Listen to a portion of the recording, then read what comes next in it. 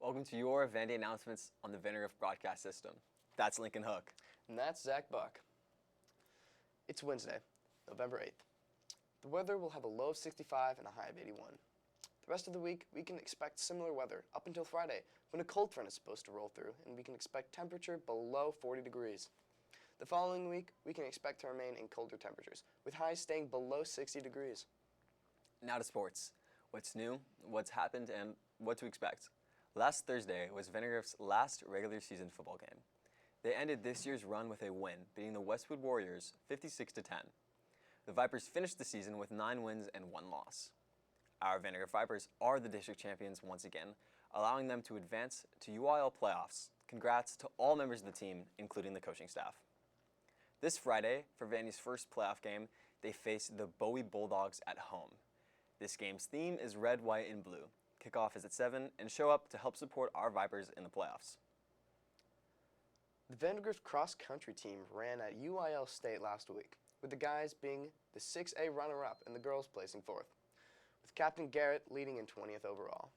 And defending his title, Kevin Sanchez repeated the 6A UIL State champ.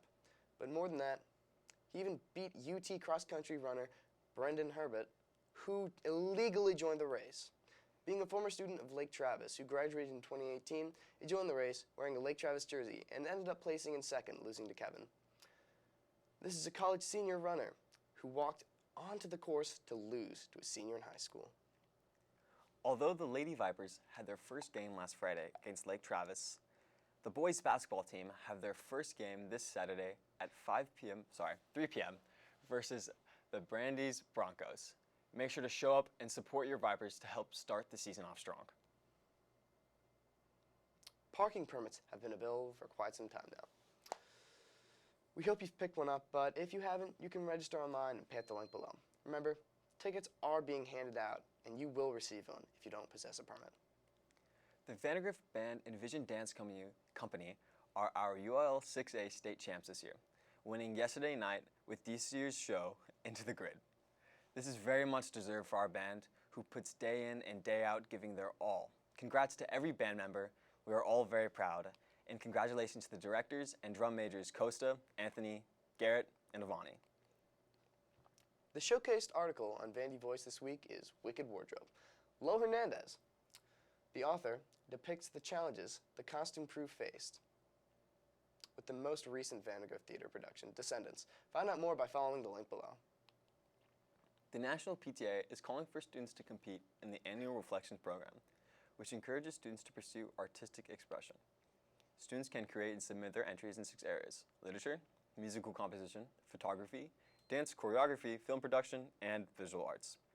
This year's theme is Show Your Voice. To learn more, visit the link below. Registration is open until February 1st. Teachers, if you have an announcement or want an event in your class to be featured in our broadcast, submit a request here at the AV website. Thank you for joining us today. This has been your Vandy Announcements from VBS. Today's segment is coming to a close with a news package from yours truly, Lincoln Hook.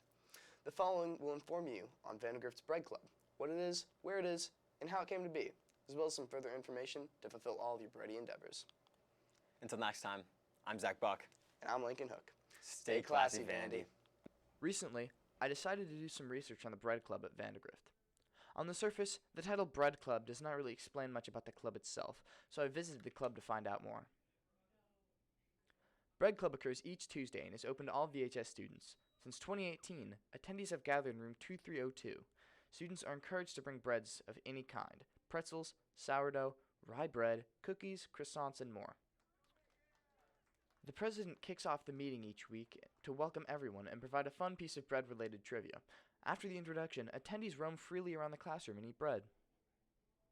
Many of the members have joined the past 2 weeks, so I captured their first impressions of the club. So what's your name? Ethan Erickson. Vincent Barbosa. This is my 2nd week. And how did you find out about Bread Club? Through friends, through percussion. How did I find out? Yes. Oh, I have a friend. She told me about Bread Club. Now I should join it. And yeah, so I have. Other longtime members enjoy the club just as much.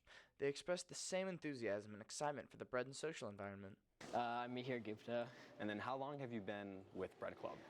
I've been doing Bread Club since my freshman year, even when it was virtual. It started back in 2019 by someone who was in my band section. Can you explain to us what Bread Club is?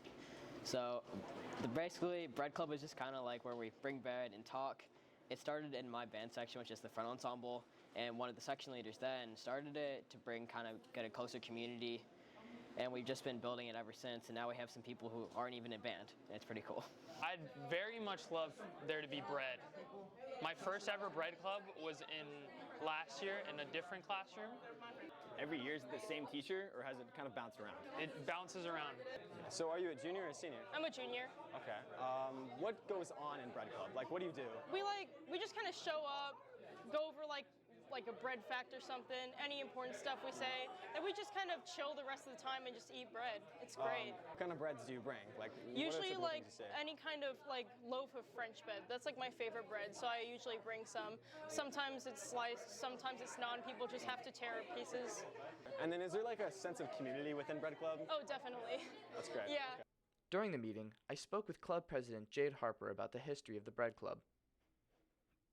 It was passed down to me, so it started by, so it's been a pit tradition, which is a section and band for a long time.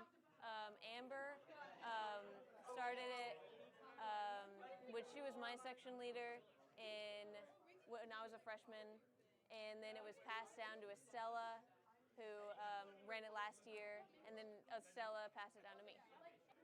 So far we just have president, vice president, and then the secretary who takes notes, and then all of our officers.